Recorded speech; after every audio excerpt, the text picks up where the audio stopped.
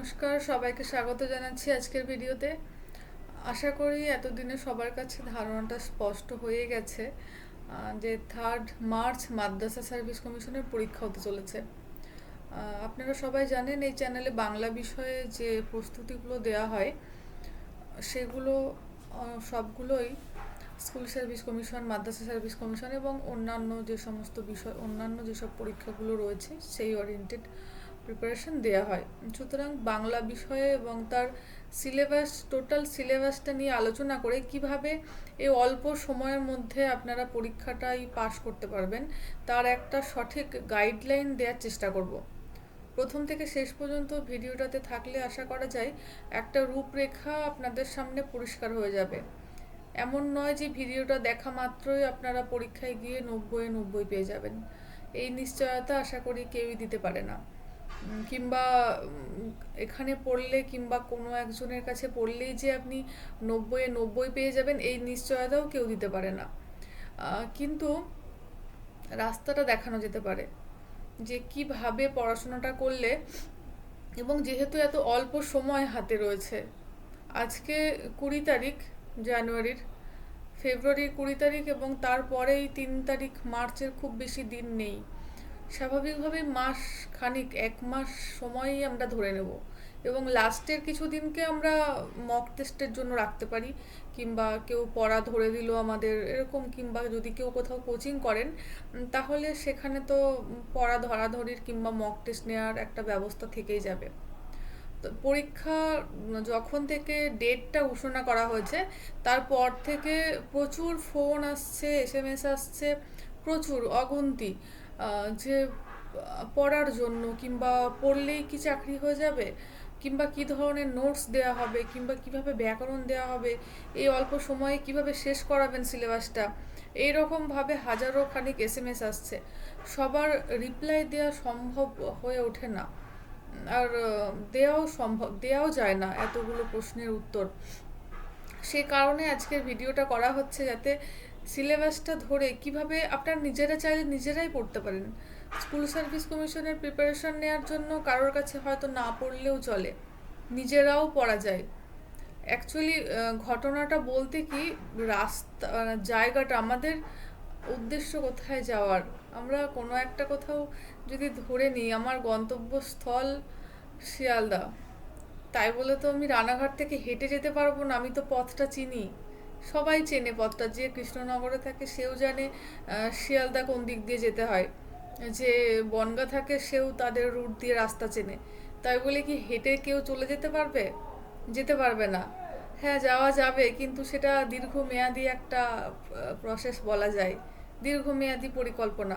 এই পরীক্ষাটাও ঠিক সেই রকমই একটা কথা বলা যায়, যে আমাদের অত দূর হেঁটে যাবার সময় নেই, আমাদেরকে কোনো একটা মাধ্যম অবলম্বন করতে হবে, হয় বাসে নয় ট্রেনে, যেভাবেই হোক অবলম্বন করতে হবে। সেটা আপনাদের উপর নির্ভর করছে আপনারা কি করবেন।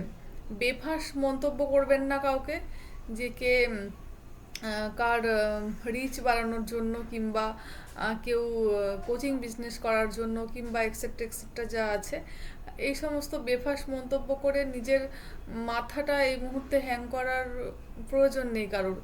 সবাই একটু স্বার্থপরের মতো নিজেরটাই ভাবুন আপাতত, যে আমি কতটা সময় দিতে পারছি পড়াতে, এইটুকু ভাবলে আমার মনে হয় খুব ভালো হবে। আমি সিলেবাসে চলে যাচ্ছি এবং কিভাবে সিলেবাস ধরে যদি আমরা পড়লে কত দিন আমাদের সময় লাগছে, এবং পাস করতে গেলে এই সময়টাকে কাজে লাগানো যায় কিনা সেটা দেখে নেব। এই যে এটা আমাদের সিলেবাস রয়েছে, এই সিলেবাসটাকে যদি আমরা খুব ভালো করে দেখি তো কি দেখা যাচ্ছে, টেক্সট বই রয়েছে কটা, এই যে সাহিত্য সঞ্চয়ন রয়েছে ক্লাস 9 এবং 10-এর সাহিত্য সঞ্চয়ন, তার মানে এখানে দুটো বই আমরা পাচ্ছি। সাহিত্য সঞ্চয়ন, সাহিত্য সম্ভারেও তাই, দ্বিতীয় ভাষা প্রথম এবং দ্বিতীয় ভাষা নবম এবং দশম, এখানেও দুটো বই পাচ্ছি। আর রয়েছে কি, প্রফেসর শঙ্কুর ডায়েরি আর কোনি।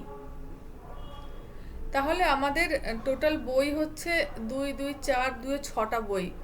এবার 6টা বইয়ের মধ্যে আমার কতগুলো করে চ্যাপ্টার রয়েছে, কোনো বইয়ে 30টা, কোনো বইয়ে 34টা, কোনো বইয়ে বা তার কম কিছু, কোনিতে এবং প্রফেসর শঙ্কুতে কতগুলো পার্ট রয়েছে, এগুলো আমাদের একটু ক্যালকুলেট করে দেখে নিতে হবে। এবং যতগুলো দিন আমরা 1 মাস ধরেই যদি এগিয়ে চলি, 30 দিন যদি আমরা প্রিপারেশনটাকে 30 দিন আমরা মুখস্থ করব, আমি একদম ডাইরেক্ট এই ভাষাতেই বলছি, এটা ছাড়া এই মুহূর্তে আর কোনো অপশান নেই। আমরা 30 দিন মুখস্থ করব, তারপরে আমরা দেখব আমাদের প্রিপারেশন কতটা হলো না হলো। তখন আপনারা ইউটিউব চ্যানেল দেখবেন। আশা করি এই মুহূর্তে ইউটিউব ফেসবুক নিয়ে ঘাটাঘাটি না করাই ভালো। যতটা পারা যাচ্ছে ততটা সময় নিজেকে দিতে হবে, ততটা সময় মুখস্থ করে যেতে হবে। যারা এতদিন থেকে পড়ে আসছেন, যা আমার কাছেও যারা বিগত 8 মাস 10 মাস ধরে যারা পড়ে আসছে, তাদের কাছে জিনিসটা অনেকটা মানে ভীতিহীন বলা যায়। অতটা ভয়ের তাদের কাছে জিনিসটা নেই, কারণ এই জিনিসটা নিয়ে তারা দীর্ঘদিন ধরে চর্চা করছে, পড়াশোনা করছে এবং পড়া ধরার মতো এবং মক টেস্ট দেওয়ার মতো জায়গাগুলোতে তারা রয়েছে। কিন্তু যারা একেবারে আনকোড়া, যারা ভেবেছিল পরীক্ষা আর পশ্চিমবঙ্গে হবে না, কিংবা বিভিন্ন নেতিবাচকতা নিয়ে যারা বেড়ায়, তারাও তো দিন শেষে পরীক্ষা দিতে যাবে। যে যতই যাকে দোষ দিক, কে বিজনেস করছে, কে কী করছে, এগুলো নিয়ে ভাবুক, কিন্তু দিন শেষে চাকরিটা সবাই আশা করবে এবং সেই আশাতেই কিন্তু তারা পরীক্ষা দিতে যাবে। তাদের জন্যও এই ভিডিওটা, যারা নেতিবাচক মন্তব্যটা করেন তাদের জন্যও এই ভিডিওটা, তারা খুব ভালো করে দেখবেন। দিন শেষে চাকরিটা আপনাদেরও দরকার। আপনারা কতদিন লোকের সমালোচনা করে কাটিয়ে দেবেন, তাই না? সমালোচনা একটা নির্দিষ্ট সময়ের পরে গিয়ে আর ভালো লাগবে না। কারণ যতই লোকের টাকার হিসাব করুন না কেন, নিজের পকেটটা ফাঁকা থাকলে সমস্ত কিছু খারাপ লাগবে। তাই চেষ্টা করুন এই সময়টাকে পড়াশোনা করুন। আচ্ছা, তো এখানে 6টা বই থাকছে। এই 6টা বইকে আমি 6টা বইয়ে যে চ্যাপ্টারগুলো রয়েছে, আমি যারা সারাদিন সময় পাচ্ছেন, যারা হাউস ওয়াইফ রয়েছেন, কিংবা যাদের এখনও রিসেন্টলি বিএড কমপ্লিট হয়েছে, তারা যে সময়টা পাচ্ছেন সেই সময়টা দিনের মধ্যে 10টা করে টেক্সট পড়ে ফেলুন। পার ডে 10টা করে চ্যাপ্টার পড়ে ফেলতে হবে। ফার্স্ট টায়ারে আপাতত 10টা করে চ্যাপ্টার পড়ে এগিয়ে নেওয়া যাক, তারপরে ভালো করে মুখস্থ না হলে আবার আমরা ফিরে আসব। আচ্ছা, এটা গেল তো টেক্সটের। এবার প্রফেসর শঙ্কু আর কোনি, আগের বছরের মানে 2016-র যে প্রশ্নটা এসেছিল, 16তে কিন্তু প্রফেসর শঙ্কু থেকে খুব একটা কঠিন প্রশ্ন আসেনি এবং কোনি থেকেও খুব একটা কঠিন প্রশ্ন আসেনি। কিন্তু এবছর 90 নম্বরের পরীক্ষা হবে, সেটা মাথায় রাখতে হবে। এবং যতদূর শোনা যাচ্ছে এবং যতদূর এত বছরের পরীক্ষার যে মন্দাটা ছিল, তার ফলে বহু ছেলে মেয়ে বেরিয়ে গেছে যারা বিএড করে বেরিয়েছে, অনেক ক্যান্ডিডেট রয়েছে। তাহলে পরীক্ষার্থীর সংখ্যা এবারও বেশি। সেই কারণে প্রশ্নপত্র একটু নেট সেটের মতো ধাঁচের হওয়ার কথা। একদম জোলো প্রশ্ন কিন্তু হবে না, যে শ্রীকৃষ্ণ কীর্তন কোথা থেকে কে আবিষ্কার করেছেন, এই ধরনের না হয়ে বরং শ্রীকৃষ্ণ কীর্তনের দান খণ্ডের বিষয়বস্তুর মধ্যে কোনটা আছে, কিংবা কোনটা সব থেকে বড় খণ্ড, সেই খণ্ডের বিষয়বস্তু, এই রকম জাস্ট উদাহরণ হিসেবে আমি বলছি, ডিটেলসে পড়তে হবে। এবং এই ডিটেলসে পড়াটা বছর দুয়েক প্রিপারেশন লাগে। যারা ভাবেন যে 2 মাস পড়ে এসএসসি চাকরি পেয়ে যাব, সেটা কখনোই সম্ভবপর নয়।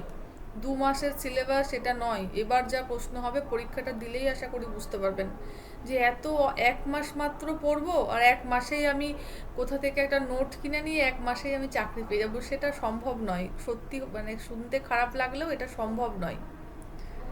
তো এখানে লেখা রয়েছে কী কী থাকছে, লেখক পরিচয় থাকছে, এই ব্যাপারটা ভালো করে মাথায় রাখতে হবে। এই যে লেখক পরিচিতির যে বিষয়টা, এখানে এই যে সাহিত্যের ইতিহাস, আমাদের তো কোন কটা পাঠ্য, এই যে মধুসূদন বিহারীলাল, এই যে কটা সাহিত্যের ইতিহাসের বাদেও কিন্তু আরও অনেক ব্যক্তিবর্গরা রয়েছেন যারা আমাদের সাহিত্যের ইতিহাসে পাঠ্য নয়। বেশিরভাগ ছেলেমেয়েরাই কিন্তু এদের সম্বন্ধে দেখে যাবে না। দেখে না গেলে কি হবে, যেমন সুনীল গঙ্গোপাধ্যায়, কামিনী রায়, এরা কিন্তু আমাদের সিলেবাসে নেই, কিন্তু আমাদের এই যে লেখক পরিচয় এখানে তো রয়েছেন। তাহলে এদের সম্বন্ধে প্রশ্ন আপনাকে দেবে, তখন আপনি বলতে পারবেন না যে এটা আমার আউট অফ সিলেবাস প্রশ্ন হয়েছে। এখানে কিন্তু মোটা মোটা করে লেখাই রয়েছে লেখক পরিচয়। বিষয়বস্তু, এই যে বিষয়বস্তুর সাথে এই জিনিসটাও কিন্তু একসাথে বলা যায় যে প্রেক্ষাপট। একটা যেমন এই জীবন কবিতাটা, কিংবা নূতন জীবন কবিতাটা, এই কবিতাটা হিরণময়ী দেবী যে লিখছেন নূতন জীবন, সেই কবিতাটার বিষয়বস্তু যেমন আপনাকে জানতে হবে এবং কবিতাটার রচনার প্রেক্ষাপটটাও আপনাকে খুব ভালোভাবে জানতে হবে। তারপরে চরিত্র এবং রসবিচার, এগুলো অনেকের মনে হতে পারে 2 নম্বরের সিলেবাস, এটা আমাদের এমসিকিউ এর জন্য প্রয়োজন নেই। এটা ভাবলে কিন্তু ভুল হবে। চরিত্র, প্রত্যেকটা চ্যাপ্টারের চরিত্রগুলো খুব ভালো করে পড়তে হবে, দরকার হলে সেগুলো খাতায় আলাদা করে লিখে রাখতে হবে। যদিও এখন লেখালেখির সময়টা নেই, সেটা পেরিয়ে গেছে। এখন সেই পেন কিলারের মতো ওষুধ খেয়ে নিতে হবে চটপট ব্যথা ঠিক করার। এখন সেই ধরে পড়ার সময়টা, যারা এতদিন গাফিলতি করে পরীক্ষা হবে না করে পড়েননি, তাদের হাতে এই সময়টা নেই। চরিত্রগুলো আলাদা করে পড়তে হবে। রসবিচার, কবিতার লাইন তুলে প্রশ্ন আসতে পারে যে এখানে কি ধরনের মনোভঙ্গি কবি ব্যক্ত করেছেন, এগুলোকে রসবিচার টাইপের প্রশ্ন বলা হয়। এই ধরনের প্রশ্নই এবার আসার কথা শোনা যাচ্ছে। এবার কোথা থেকে শোনা যাচ্ছে সেটা কেউ কমেন্ট করবেন না। অনেকেই একটা গ্রুপে পোস্ট করলে অনেকেই বলে দেন সোর্স কোথায়। সোর্স দিতেও আমি বাধ্য নই, আর সোর্স আপনারা, এটা কোনো সিআইডির মানে ক্রাইম সিন চলছে না যে প্রত্যেকটা জিনিসের সোর্স দিতে হবে। এই ধরনের প্রশ্ন হতে পারে, আপনি আমার সাজেশন নিতেও পারেন, নাও নিতে পারেন, সেটা আপনার ব্যক্তিগত ব্যাপার। এবার রয়েছে উদ্ধৃত অংশের ভিত্তিতে বিশেষ টিকা, ব্যাখ্যা এবং ভাষা নির্ভর প্রশ্ন। এবার আমাদের তো 2 নম্বরের প্রশ্ন নেই, কিন্তু বিশেষ টিকা বলতে কি বলা হচ্ছে, যেমন কলিঙ্গ দেশে ঝড় বৃষ্টিতে কলিঙ্গের সোঙরে সকল লোক যে জৈমিনী, এই যে সোঙরে কথার অর্থ কি, জৈমিনী কে, সে কার শিষ্য, এই জিনিসগুলো পড়তে, এবং কবিতার লাইনের ব্যাখ্যা, প্রত্যেকটা কবিতা মুখস্থ নয় ঠোঁটস্থ থাকতে হবে এবং তার ব্যাখ্যা আমাকে জানতে হবে। আর ভাষা নির্ভর প্রশ্ন, তো এখানে এটা ব্যাকরণ থেকে তো পড়তেই হবে, চ্যাপ্টারের যে ব্যাকরণগুলো রয়েছে সেগুলো কিন্তু খুব ভালো করে পড়তে হবে। এবার চলে আসছি চর্যাপদ সৃষ্টি। তাহলে এই 30 দিনের মধ্যে আমাকে ভাগ করে নিতে হবে যে প্রতিটা দিন আমি 10টা করে টেক্সট পড়ব পার ডে, গদ্য পদ্য মিলিয়ে। চর্যাপদ, শ্রীকৃষ্ণ কীর্তন, চণ্ডীদাস, বিদ্যাপতি, জ্ঞানদাস, গোবিন্দদাস, এখান থেকে প্রতিদিন 2টো করে নেওয়া যেতে পারে। যে চর্যাপদ শ্রীকৃষ্ণ কীর্তন, আর গদ্য থেকে বিদ্যাসাগর এবং বঙ্কিমচন্দ্র, এই দুটো দুটো করে প্রতিদিন নিলে 30 দিনে 60টা চ্যাপ্টার, মানে 60 চ্যাপ্টার আমার মুখস্থ হয়ে যাচ্ছে। তাহলে আমি প্রথম দিনে পড়ছি কত, 10টা টেক্সট, তার সাথে 2টো সাহিত্যের ইতিহাসের প্রাচীন যুগ এবং 2টো আধুনিক যুগ। তাহলে 60টা তো আমার এতগুলো তো নেই, তাই না? তবুও আমার যে দিনগুলো বাকি থাকছে, সে যেগুলো বড়, যেমন সমরেশ বসু, বনফুল, এরা অনেক লিখেছেন, তারাশঙ্কর বন্দ্যোপাধ্যায়, তো এদেরগুলো কিন্তু একটু সময় নিয়ে ভালো করে পড়তে, আবার রিভাইসে আসতে হবে।